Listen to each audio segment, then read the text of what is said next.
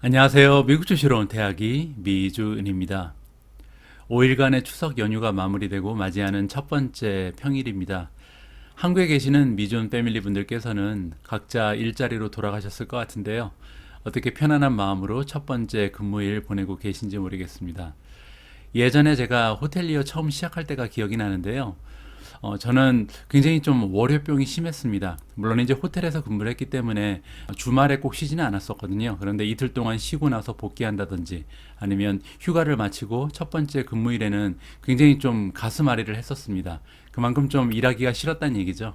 근데 나중에 이제 호텔 일이 재밌어지고 일자리에 좀 관심을 많이 갖게 되고 애착이 가면서 이 월요병은 자연스럽게 좀 치유가 된 이런 기억을 가지고 있습니다.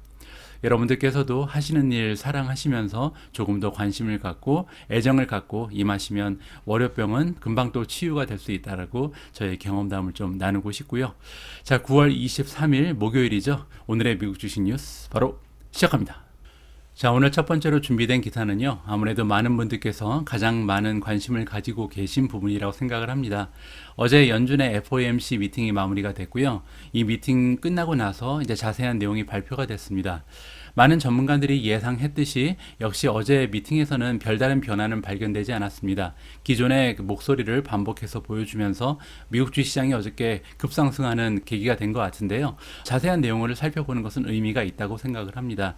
일단 어제 발표 내용을 두 줄로 정리를 먼저 해볼 텐데요. 첫 번째 내용은 이 페드가 계속해서 지켜나갈 것이다. 벤치마크 인터레스트 레이시니까 기준 금리잖아요. 이 기준 금리를 앙커드 할 것이다. 앙커드는 뭐냐면요, 닻을 내렸다는 얘기입니다. 따라서 변화 없이 계속 머무를 것이다. 0 근처에서 머무를 것이다. 지금 기준 금리가 0%에서 0.25% 사이로 설정이 되어 있는데 이러한 부분에는 문제가 없다. 변화가 없다는 얘기를 다시 한번 반복해서 해줬고요. 자, 두 번째로 이 연준의 오피셜 관계자들이 인디케이트 했다는 것은 표현을 했다. 이렇게 나타냈다는 거죠. 그들이 이제 익스펙트 한다니까 기대하고 있다. 시작할 것을 기대하고 있다라고 다시 한번 얘기를 해줬는데요. 리듀스라는 것은 이제 줄인다는 거죠. 매달 자산을 매입하고 있는데 이 자산 매입을 우리가 다른 말로 양적 완화라 그러죠. 이 양적 완화를 곧 줄일 것이다. 이거를 이제 전문 용어로 우리가 테이퍼링이라고 부르는데 곧 할 것이다. 테이퍼링을 언제 한다고는 얘기 안 하고요. 곧 할 거라고 다시 한번 반복해서 같은 메시지를 전해줬습니다. 그러면서 언제 시작할 건지는 언급이 없었다라고 우리가 두 줄로 깔끔하게 정리를 할 수가 있습니다. 자, 이번에는 조금은 특별한 순서를 준비해 봤는데요.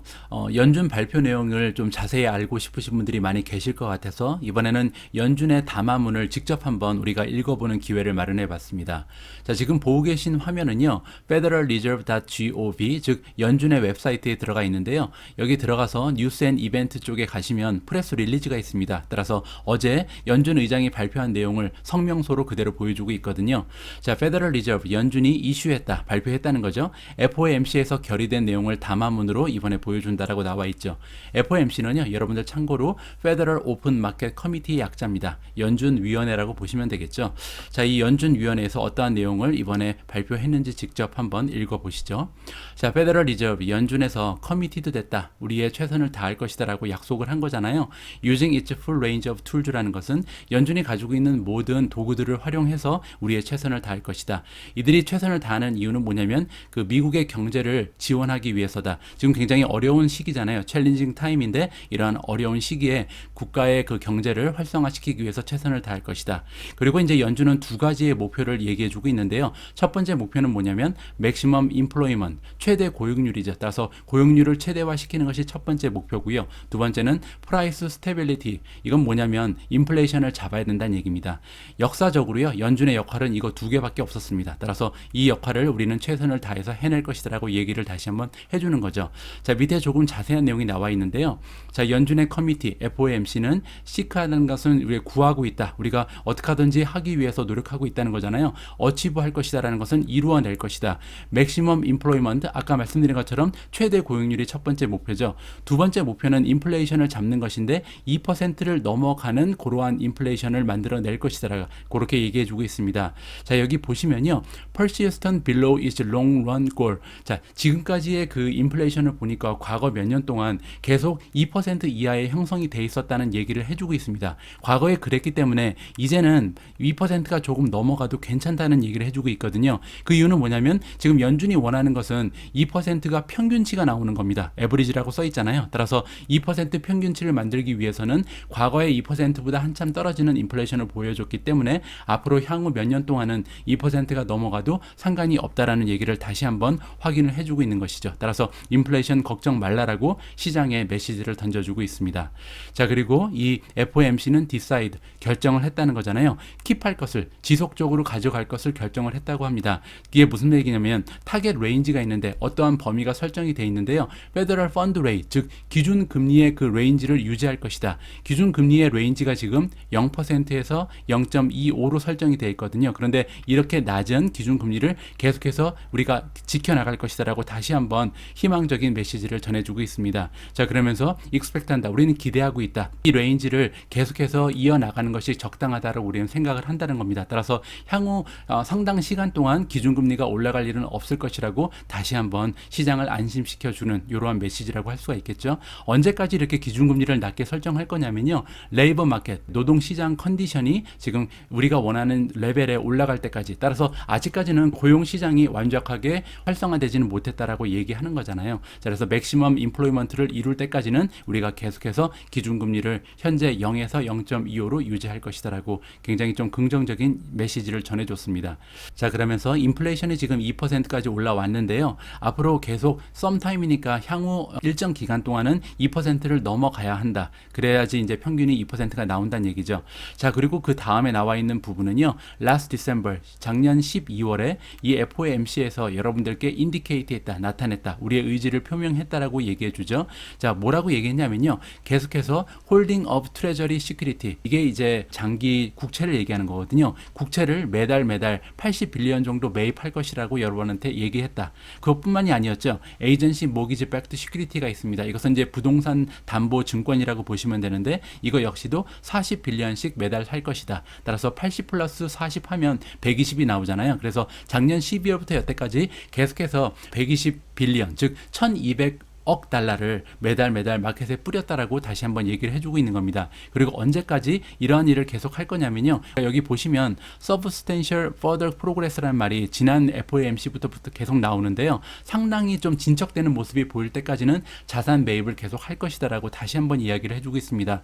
자, 그런데 다행인 점은 지금 경제적 상황을 보니까 프로그레스가 계속 되고 있다. 우리의 목표치에 가까이 가고 있다는 거죠. 따라서 앞으로도 계속해서 이렇게 진보가 되고 있다면, 향상하는 모습이 계속 보여진다면 커미티에서는 이제 판단을 할 것이다. 어떤 판단을 하냐면 이 asset purchase, 자산 매입하는 규모를 좀 줄일 것이다. 페이스를 슬로우 다운 한다는 거잖아요. 따라서 이제 테이퍼링이 조만간 일어날 가능성이 있다라는 이야기를 여기서 해주고 있는 겁니다. 자, 그런데 기본적으로 봤을 때 저번 미팅에서 얘기한 거랑 거의 변화가 없죠. 그렇기 때문에 어제 주식시장이 이렇게 굉장히 좀 급등하는 모습을 보여줬다라고 우리가 정리할 수가 있을 것 같습니다. 자, 어제는 연준 의장의 발표 내용만큼이나 투자자들이 관심을 가지고 있었던 부분이 하나 더 있었습니다. 우리가 점도표라고 한국말로 부르는 건데요. 이 점도표가 뭐냐면 그 연준 FOMC 미팅에는 총 18명의 위원이 참석을 합니다. 그리고 이 18명이요. 각자가 금리 인상이 언제쯤 일어날 것인지 그 예상치를 이렇게 점으로 찍는 거거든요. 그래서 이제 그림 하나로 보여줄 수 있는 것이 바로 그 도플럿, 점도표라고 부르는 겁니다. 이 점도표의 내용을 여러분들께 좀 보여드리도록 하겠습니다. 자, 이 기사에서 좀 보시면요. Most of Federal Reserve Policymakers, FOMC 위원 중에 대부분이 지금 아직은 2023년이 돼야 금리 인상이 올 것이다라고 예상한다라고 기사의 포문을 열고 있습니다. 자, 그럼에도 불구하고요. 지금 2022년에 금리 인상이 있을 것이라고 기대하는 사람들도 몇몇이 있다라고 얘기해주고 있죠. 자, 자세한 내용을 보시면 여기 나오죠. 도플럿이 우리가 얘기하던 점도표거든요. 점도표를 살펴봄으로써 그들의 의견을 우리가 알아볼 수 있다는 겁니다. 자, half of the Federal Open Market Committee, 아까 말씀드린 것처럼 FOMC가 약자죠. 이 FOMC에는 총 18명의 위원들이 있는데 그 중에서 half니까 9명이죠. 9명은 지금 지금 2022년 내년에 금리가 상승할 가능성이 있다라고 기대를 하고 있다라고 전해주고 있습니다. 자, 이 수치는요 6월 달에 FOMC 미팅하고 비교를 해보면 지금 FOMC는 3개월에 한 번씩 일어나잖아요. 이 3개월 전 미팅에서는 7명이 2022년을 기대하고 있었습니다. 따라서 2명이 더 늘었다는 거죠. 따라서 금리 인상 시기가 지금 1년 정도 앞당겨질 거라고 보는 위원이 2명이 있다라고 우리가 해석을 해볼 수가 있습니다. 자, 이러한 내용을 우리가 Summary of Economic Projections SEP라는 문서에서 확인을 해볼 수가 있고요. 이 SEP 문서의 한 부분이 점도표라고 보시면 될 것 같습니다. 자, 이 점도표는요 outline 보여준다. 뭐를 보여주냐면 전망치를 보여준다는 거잖아요. 따라서 FOMC에 참가하고 있는 18명이 어떠한 기대치를 가지고 있는지를 우리가 살펴볼 수 있다라고 나와 있습니다. 자, 그런데 마지막에 나와 있는 부분도 우리가 좀 신경을 써봐야 되는데요. 페드의 체어맨, 의장인 제롬 포웰은 레귤러리니까 계속 반복적으로 설명을 해줬습니다. 뭐라고 얘기하냐면 방금 전에 살펴봤던 Summary of Economic Projection 있잖아요. 이게 이제 줄여서 SEP인데 이 SEP가 forecast가 아니다. 예상이 아니라는 거죠. prediction은 예측이고요. 따라서 예상치나 예측으로 보면 안 된다. 페드가 앞으로 어떠한 정책을 펼칠 건지 이 점도표를 보고 판단하면 안 된다는 얘기를 해주고 있습니다. 자, 이러한 점을 감안하시면서요. 점도표를 직접 한번 보시죠. 자, 지금 보고 계신 그림이 바로 그 유명한 점도표인데요. 점도표를 읽는 방법을 좀 설명을 해드리면 가장 오른쪽에 지금 퍼센트라고 나와 있잖아요. 이것이 바로 기준금리입니다. 0%에서 0.5%, 1%, 1.5, 2%까지 나와 있잖아요. 자, 그리고 이제 이 점으로 표시된 것이 18명의 FOMC 위원이라고 보시면 될 것 같습니다. 자, 2021년을 보시면 지금 전원이죠. 18명 모두 금리 인상이 없을 거라고 얘기하는 거죠. 왜냐면 지금 현재 금리가 0.0에서 0.25에 형성이 되어 있는데 그것을 계속 유지할 것이라고 얘기하고 있죠. 자, 그런데 2022년을 보시면 0.0에서 0.25 사이에 나타나는 점이 지금 9개로 줄어들었습니다. 그 얘기는 전체 위원 중에서 반 정도는 계속해서 금리가 유지될 것이라고 예상을 하는 반면 나머지 9명은 금리가 올라갈 것이라고 보는 거죠. 그 9명 중에서요 6명은 0.25에서 0.5 사이가 될 것이라고 얘기하는 거고요. 그 다음에 3명은요 0.5에서 0.75 사이로 올라갈 것이다라고 기대치를 던져주고 있는 겁니다. 자, 그리고 이제 2023년이 되면 아무래도 한 명을 제외한 모든 사람들이 다 금리 인상이 있을 것이라고 보는 거죠. 따라서 우리 투자자 입장에서는 2023년이 되면 금리 인상은 찾아오겠구나라는 것을 짐작을 해볼 수가 있는 겁니다. 자, 이 점도표는 파월 의장이 얘기한 것처럼 예측이라든지 예상으로 보면 안 된다. 그 연준의 폴리시는 이거와 관계없이 바뀔 수 있다는 것을 우리가 기억을 다시 해야 될 것 같습니다. 어제 방송에서 우리가 함께 읽어본 기사 중에 하나는요, 캐시 우드의 바잉 더 딥에 관한 내용이었습니다. 바이 더 딥이라는 것은 이제 주가가 하락할 때 그 기회를 이용해서 새롭게 좀 매수를 늘리는 것을 우리가 바이 더 딥이라 그러잖아요. 그래서 어제 기사에서는 캐시 우드가 9개 종목을 추가로 매수했다는 기사의 내용이 있었죠. 자, 오늘 기사도 굉장히 재밌는데요. 리테일 인베스터, 우리와 같은 개인 투자자들 역시 이번 주에 바잉 더 딥을 하고 있다라고 나와 있습니다. 자, 그리고 개인 투자자들은 과연 어떠한 종목을 가장 많이 매수를 했는지 우리가 이 기사를 통해서 살펴볼 수가 있을 것 같습니다. 자, 리테일 인베스터, 우리와 같은 개인 투자자들이 took advantage of 했다. 이번 기회를 이용했다는 거잖아요. 지금 시장이 굉장히 좀 혼란스러운 이번 주의 상황을 이용해서 buying the dip 했다라고 나와 있습니다. 자, 이번에 S&P 500이 가장 많이 떨어진 것이다. 5월달 이후에 가장 좋지 않은 모습을 보여준 적이 있었습니다. 그게 바로 월요일이었죠. 그리고 화요일날도 그렇게 많이 회복을 하지 못했었습니다. 자, 이러한 상황을 이용해서 개인 투자자들이요 스냅드 업 했다. 스냅이라는 것은 이제 우리가 스냅샷 그러잖아요. 굉장히 빠른 것을 우리가 스냅이라 그러거든요. 따라서 스냅드 업은 뭐냐면요, 새가 이렇게 벌레를 물어서 바로바로 확 올라가 버리는 겁니다. 따라서 낚아챘다는 얘기죠. 그래서 우리 같은 개인 투자자들이 굉장히 빨리 사버렸다. 어느 정도의 주식을 샀냐면 3빌리언이니까 30억 달러 정도의 가치가 있는 주식을 이번에 월요일날 화요일날 걸쳐서 매수를 했다라고 나와 있습니다. 자, 이러한 그 발표 내용을 보내주는 리서치 기관이 있는데요. 반다 리서치입니다. 자, 반다 리서치에 따르면요, 아마추어 투자자들은 대부분 다 지금 포커스를 어디에 맞췄냐면 브로드 마켓 익스체인지 트레이디드 펀드, 익스체인지 트레이디드 펀드가 줄여서 이제 ETF거든요. 그래서 스파이라든지 아니면은 QQQ 같은 ETF를 많이 샀다라고 지금 나와 있습니다. 자, 그런데 리테일 인베스터 중에서 종목을 매수한 사람들도 많이 있겠죠. 그리고 이렇게 종목을 매수한 사람들의 그 현황을 살펴봤더니 보통은 테크 주식을 많이 샀다라고 합니다. 애플이라든지 마이크로소프트, 그리고 그리고 AMD, 그리고 엔비디아 이러한 주식들이 포함되는 테크주가 대부분이었다라고 얘기를 해주고 있죠. 자, 이번에 가장 많이 개인 투자자들이 바이더 딥한 그러한 주식들이 여기 나와 있습니다. 보시면 지난 5일 동안 얼마 정도의 규모의 그 주식이 매입이 됐는지가 나와 있거든요. 1위를 차지한 것은 애플입니다. 애플이 무려 362.72 밀리언입니다. 따라서 굉장한 규모를 지금 개인 투자자들이 투자를 했다라고 나와 있고요. 두 번째는 AMD 154 밀리언, AMC 엔터테인먼트가 90.57, 이거는 밈 주식이죠. 자, 마이크로소프트가 89.7, 알리바바를 굉장히 많이 샀네요. 83.42, 버라이전이 79, 그리고 윈 리조트가 나와 있습니다. 73.7, 라스베가스 샌즈 역시도 뭐 카지노까지 운영하는 그러한 호텔 그룹이라고 보시면 될 것 같고요. 55.35, 엔비디아가 54.49, 마지막으로 인텔 역시도 많은 사람들이 투자를 했다라고 우리가 살펴볼 수가 있을 것 같습니다. 자, 여러분들은 지난 5일 동안 어떠한 주식을 매수하셨는지 나머지 패밀리 분들과 공유해 주셔도 굉장히 좀 재미가 있을 것 같습니다. 자, 앞의 기사에서 우리가 살펴볼 수 있었던 것처럼 이번 주 들어서 개인 투자자들이 가장 많이 매수하고 있는 종목은 애플입니다. 자, 그런 영향으로 어제 주가 역시도 굉장히 좋았습니다. 1.7% 가까이 올라가는 순조로운 항해를 보여주고 있는데요. 동시에 굉장히 좋은 뉴스 하나도 발견돼서 여러분들과 체크해 보도록 하겠습니다. 자, 제목에 보시면요. 애플이 보고 있다. 5 밀리언은 500만이잖아요. 500만 대의 아이폰이 이번에 선주문이 들어오는 것을 보고 있다. 자, 그런데 이 500만 대는요. 단 한 국가에서 나타나고 있습니다. 중국에서만 이렇게 많이 팔리고 있다는 거죠. 굉장히 좀 좋은 뉴스가 아닐까 생각을 합니다.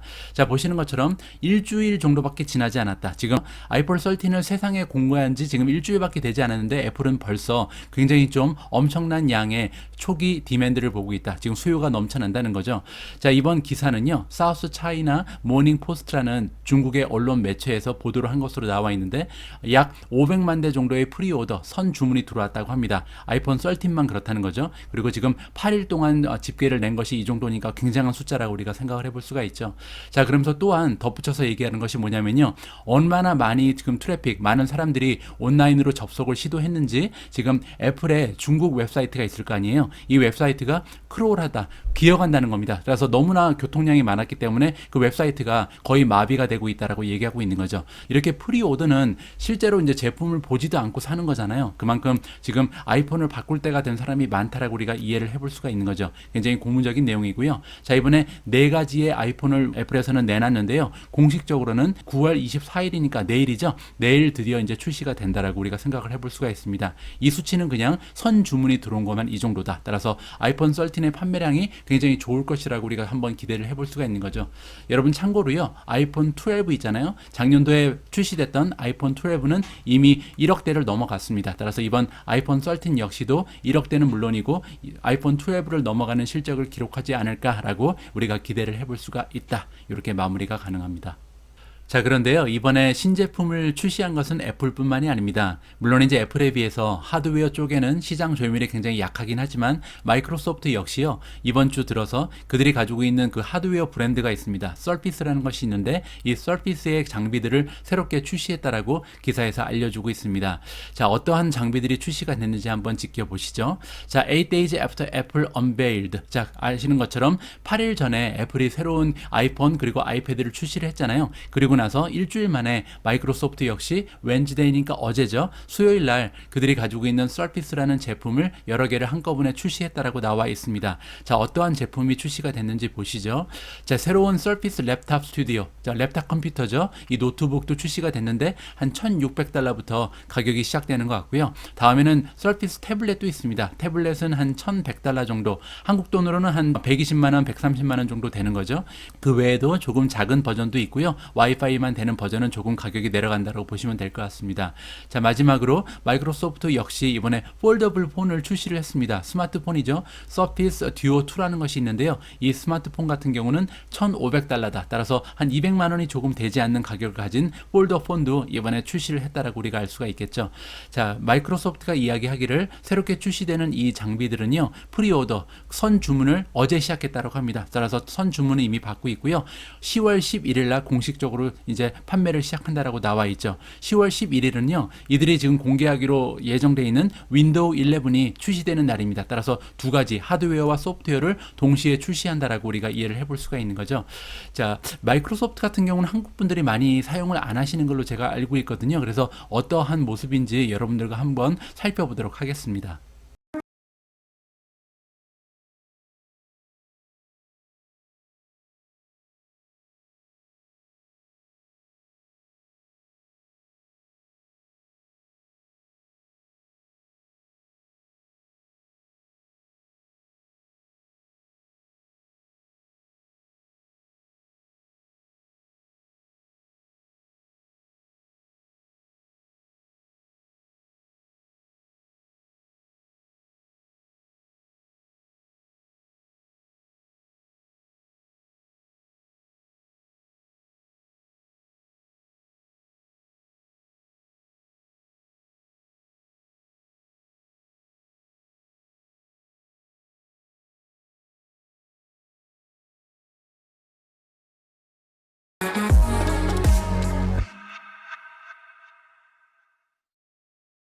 글쎄요, 홍보 영상만 봐서는 굉장히 깔끔하게 디자인이 되고 좋아 보이는데요. 직접 한번 사용을 해봐야겠죠. 과연 마이크로소프트가 서피스라는 그 하드웨어 쪽에서도 앞으로 시장 점유율을 좀 넓혀나갈 수 있을지 마이크로소프트의 주주로서는 좀 기대가 되는 부분이 아닐까 합니다. 자, 다음 기사로 넘어가 보도록 하겠습니다. 어제 미국 주식 시장에서는요, 3대 지수가 모두 1% 가까이 올라가면서 제가 투자하고 있는 종목들도 고르게 다 올라가는 상승세를 보여줬는데요. 그 중에서 한 종목이 굉장히 좀 특출난 모습을 보여줬습니다. 바로 소파인데요. 소파의 주가가 어제 11% 넘게 급상승하는 모습을 보였습니다. 자, 그래서 어떠한 일이 있었는지 한번 찾아봤는데요. 다음과 같은 기사를 발견했습니다. 자, 소파이의 주가가 4% 이상 올라가고 있다고 나와 있죠. After Jefferies initiate at buy. 제프리라는 그 투자 기관에서 이번에 원래는 커버를 하고 있지 않았는데 커버를 시작한 것 같습니다. 그러면서 초기에 준 레이팅이 buy, 매수 의견을 준 거죠. 자, 그 근거로 든 것이 뭐냐면 플라이 휠이다. 플라이 휠은 제가 오미주 방송에서 여러 번 반복해서 말씀드린 것처럼 네트워크 효과다. 따라서 선순환의 고리를 만들어낼 수 있는 이런 비즈니스 모델을 가지고 있다라는 평가를 해준 것 같습니다. 자, 그러면서 이제 11% 이상 올라갔는데요. 제프리의 애널리스트 이름은 존 해치고요. 자, 이분이 이번에 타겟 프라이스 목표 주가를 줬는데 무려 $25를 줬습니다. 그 얘기는요, 지금부터 60% 이상 추가적으로 상승할 여력이 남아 있다는 거죠. 자, 그렇기 때문에 이렇게 주가가 폭등했다라고 우리가 생각을 해볼 수가 있는 거고요. 자, 소파이는 시너지스틱 비즈니스 모델을 가지고 있다. 시너지스틱은 뭐냐면요, 시너지의 그 형용사인데 시너지는 1 더하기 1은 2가 아니라 3이나 5나 10이 될 수 있다는 거죠. 따라서 우리가 각계 전투를 하면 결과가 1 더하기 1은 2밖에 되지 않지만 힘을 합친다면 그 이상의 능력을 발휘할 수 있다는 식으로 우리가 해석을 해볼 수가 있습니다. 그 의미는 뭐냐면요, 소파이는 굉장히 다양한 기능을 하나의 앱에 설치해 놓고 판매를 하는 것으로 유명하거든요. 자, 그런데 이렇게 다양한 비즈니스 모델이 서로 힘을 합쳐서 시너지 효과를 낼 수 있다. 그렇게 되면 사용자의 수의 성장세도 대단할 것으로 보이고요. 그뿐만이 아니라 프로덕트 어덥션은 뭐냐면 사용자의 수만 증가하는 것이 아니고 이 사용자들이 사용하는 그 프로덕트 상품의 수도 많이 늘어날 것이다. 사용률이 높을 것이라는 거죠. 그렇게 되면 마진도 익스펜션, 마진이 향상될 가능성도 높다는 거죠. 자, 이러한 의미에서 이제 플라이 휠이라는 단어가 사용된 것 같고요. 자, 이렇게 플라이 휠의 도움을 받으면서 크로스 셀이 일어날 것이다. 교차 세일이 발생할 가능성이 높다는 거죠. 왜냐하면 아까 말씀드린 것처럼 소파이 같은 경우는 스윗 업 프로덕트, 스윗은 없는 게 없다는 겁니다. 따라서 없는 것이 없는 이런 많은 프로덕트를 하나의 앱에 설치해 놓고 있기 때문에 플라이 휠이 발생할 가능성이 높다라고 이야기를 해주고 있는 거죠. 자, 그러면서 반복해서 얘기해주고 있죠. 멤버의 수가 계속해서 늘 거고 그뿐만이 아니라 어댑트 하이어 코스트 프로덕트 할 것이다. 이 얘기는 뭐냐면요, 원래는 이제 저렴한 상품을 구입하기 위해서 사용을 가입을 했는데 그 똑같은 사용자가 굉장히 좀 높은 비용을 주고 다른 모델을 사용할 가능성이 높다는 겁니다. 그렇게 되면 이제 마진이 향상할 것이다라고 선순환의 고리를 얘기해주고 있는 거죠. 자, 그러면서 이 해치라는 전문가는요, 이번에 46% 정도 매년 평균적으로 매출이 성장할 가능성이 있는데요. 2025년까지 이렇게 될 것이다라고 얘기해주고 있습니다. 지난번에 제가 소파이의 기업 분석 끝판왕을 보내드릴 때 소파이 자체 내에서 내놓은 전망치가 있었습니다. 2025년까지 매출의 성장을 매년 42%로 잡고 있었거든요. 따라서 이번에 해치라는 그 전문가는 소파이 내부에서 설정한 매출의 성장률보다도 높은 수치를 제시하면서 이번에 마켓의 호응을 얻어냈다라고 우리가 생각해 볼 수가 있겠죠.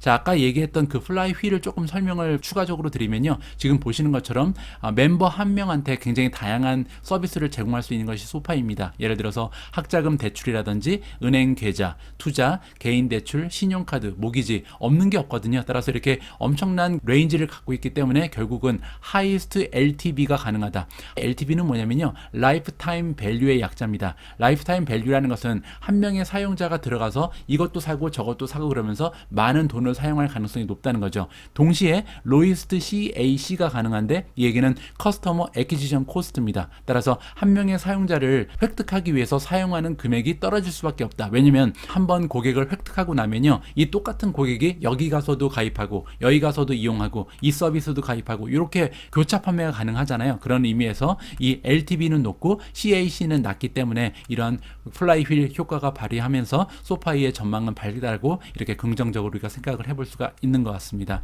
어제 제가 말씀드린 것처럼 긍정적인 이러한 플라이휠 효과를 발휘하기 위해서 페이팔 역시도 같은 비즈니스 전략을 이제 구사하는 것으로 나와 있잖아요. 이들의 경쟁도 우리가 관심을 가지고 지켜보면 좋을 것 같습니다. 자, 다음에 읽어볼 기사에는 로블록스가 등장을 합니다. 로블록스의 주가 역시도 어제 3% 가까이 올라가면서 좋은 추세를 보여줬는데요. 한 가지 기사가 발견이 됐습니다. 로블록스가 에이지 베리피케이션, 그 나이를 확인하는 시스템을 런칭한다라는 소식이 전해졌는데요. 어떠한 그 목적을 가지고 있는지 우리가 좀 살펴봐야겠죠. 자, 로블록스가 is taking its turn이다. taking its turn이라는 것은 뭐냐면요. 그들의 순서를 잡아간다. 즉, 추세에 맞춰 나간다. 이렇게 해석이 가능합니다. 따라서 인더스트리 와이드 체인지 니까 지금 이들이 속해 있는 산업 전반에 걸쳐서 일어나고 있는 트렌드에 부합하는 그러한 행동을 한다라고 우리가 이해를 해볼 수가 있는 거죠. 그 의미는 바로 런칭한다. 에이지, 나이를 확인할 수 있는 시스템을 이번에 도입을 한다는 거죠. 이유는 뭐냐면 리밋 액세스니까 나이에 따라서 들어갈 수 있는 기능 그리고 사용할 수 없는 기능을 나누겠다. 이러한 의도가 숨어 있는 것으로 우리가 살펴볼 수가 있을 것 같습니다.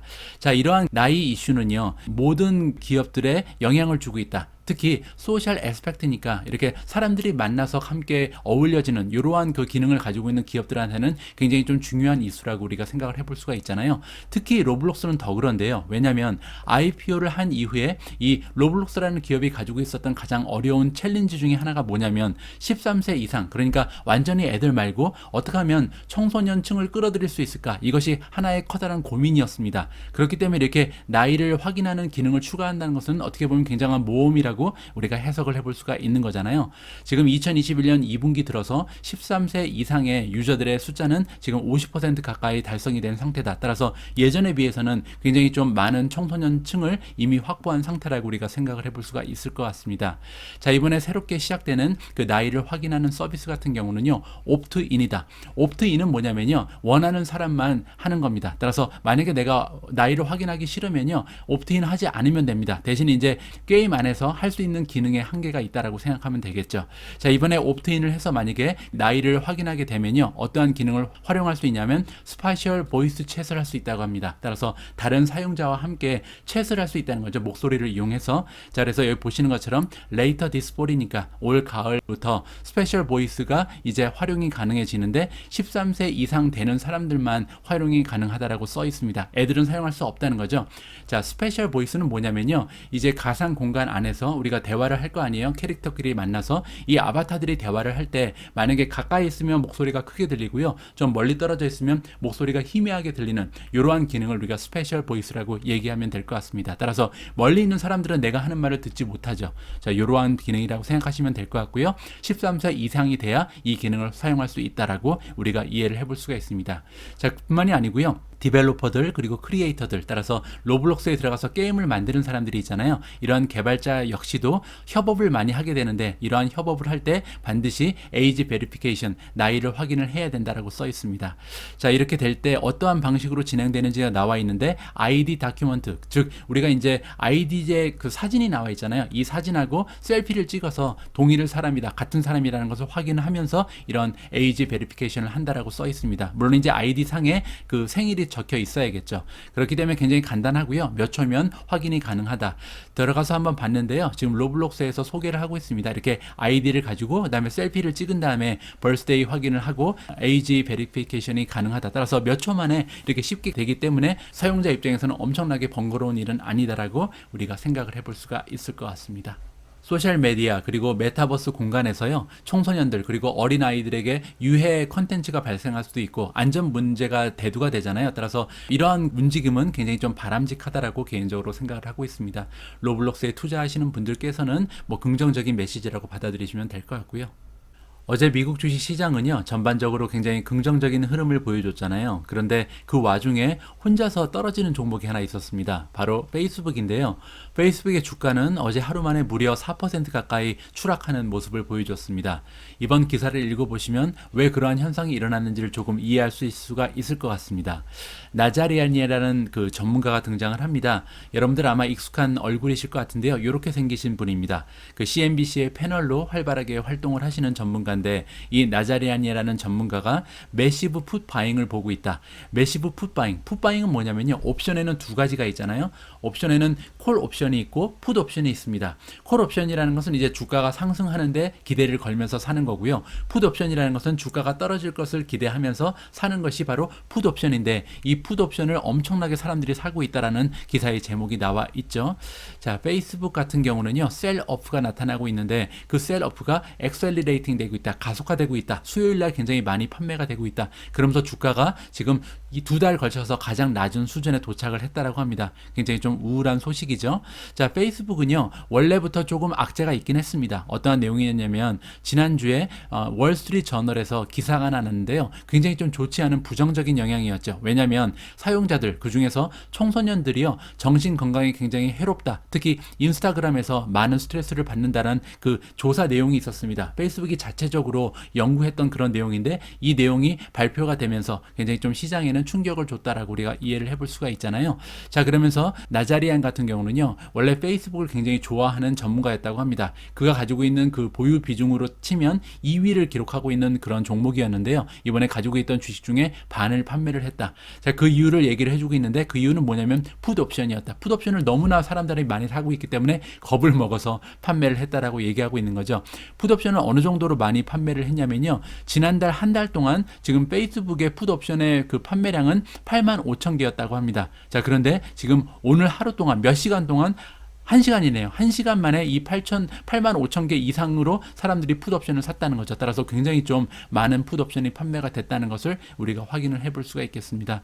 자, 여기 나와 있는 것처럼 페이스북 같은 경우는 프라이버시 그 체인지로 인해서 애플이 iOS를 업데이트하면서 더 이상 타겟 마케팅을 할 수 없게끔 조치를 해놨잖아요. 여기에서 계속해서 부정적인 영향을 받을 수밖에 없다. 이러한 영향은요, 어떠한 그 위협 요소가 아니고 상당히 오랫동안 직접적으로 숫자에 연결이 되는 이러한 악재잖아요. 따라서 애널리스트들이 아마 그 페이스북에 대한 레이팅을 다운그레이드 할 가능성이 있고, 아니면 적어도 타겟 프라이스는 낮아질 것이라고 나자리안은 설명을 해주고 있습니다. 자, 이러한 영향으로 인해서 페이스북의 주가가 떨어졌다는 것을 여러분들이 알고 계시면 될 것 같고요. 물론 이제 제 생각에는 페이스북은 엄청난 기술력을 가지고 있는 회사이기 때문에 어떠한 돌파구를 찾아낼 것이다. 결국은 해결책을 스스로 찾아내면서 이 위기를 타파할 것이라는 믿음을 가지고 있긴 합니다.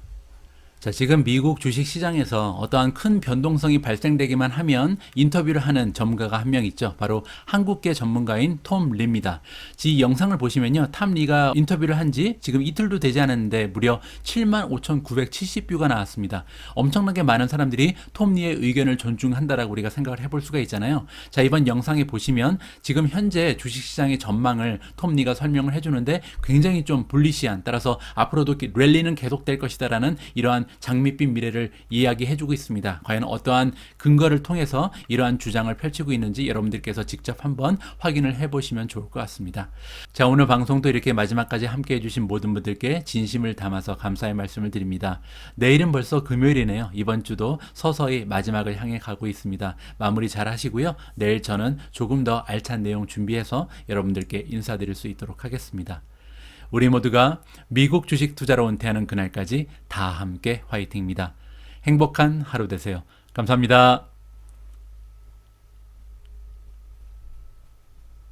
Let's bring in Tom Lee now, co-founder of Fundstrat Global Advisors and a CNBC contributor for more on the markets. Tom, good to have you with us. What did you make of today? I mean, you're a bull. Let's put that out there. Everybody knows that. But the failure to bounce today, did that make you rethink where we are in the markets in terms of market sentiment? I think the market held up incredibly well today. This Evergrande is the biggest shock to hit financial markets since COVID. And in a way, it's scarier because it involves quite a lot of debt and, an obscure world. I think as people look at Evergrande, it involves a lot of leveraged products and off-balance sheet and SPVs. And, so I think the fact that the small caps actually rally today and the NASDAQ and the S&P managed to hold flat shows that the shock of yesterday was really the big impulse. And today is a little bit of the ripple effect. So I would say I think it's quite constructive, actually. Okay, so you think it's constructive, but at the same time, for all the reasons that you laid out, why the market action was constructive, because Evergrande is this hairy problem that we have. We don't know how that's going to pan out. Isn't that a reason to be cautious about the markets longer term, since we don't know how this will play out, and we don't necessarily know either the impact on not just the Chinese economy, but even the sentiment of the Chinese consumer. Unlike our markets, the Chinese retail investor plays a big part in the markets over there. A lot of wealth is tied up in the markets from households, and losing a lot of money can really have an impact on the psychology there and then, therefore, the economy. Yes. In a way, yesterday was a big shock to equity markets. But as you know, if you look at financial conditions, they actually barely budged. Oil barely moved. The 10-year barely budged, and even currencies barely moved. So this was sort of a shock that hit equity markets globally. And as everything you've described, I think, is correct. In Asia, a lot of people have money tied up in property or digital assets now, much more than financial stocks. And if I think about what that kind of means is I think we're just seeing the aftershock of retail investors largely who've been negative. They've been withdrawing money from equities for 6 of the last 7 weeks, and AAII sentiment was the worst reading last week for all of 2020. In fact, the worst since September 2020. So you've got a really sort of cautious, nervous retail market that I think kind of panicked yesterday. Institutions, I think, haven't really dived in because they're expecting aftershocks, and they think if it's like long-term capital or Lehman, that it's going to take some while to repair. So I think in a way the markets being flat today is actually a pretty good outcome. So again, I think we're still in a position where I think ultimately stocks are going to rally hard off this, and it's ultimately because unless Evergrande is going to cause a real seismic effect on the U.S. economy, I think the U.S. fundamentals are in good shape. Hey, Tom, it's Karen. Thanks for being on. So turning to the U.S. fundamentals, I mean, even though the market's not off that much, we had a lot of sectors, as Dan was saying earlier, that are really, commodities really getting hit, industrials, financials. If you're bullish, where of the sectors, what do you like?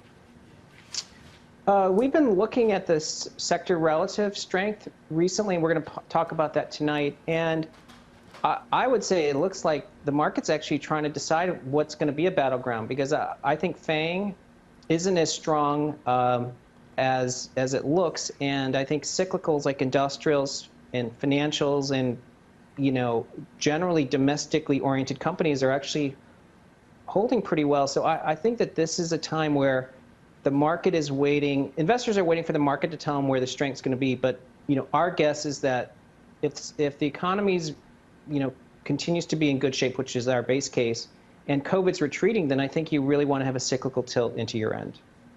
Tom, good to see you. Thank you. Thanks.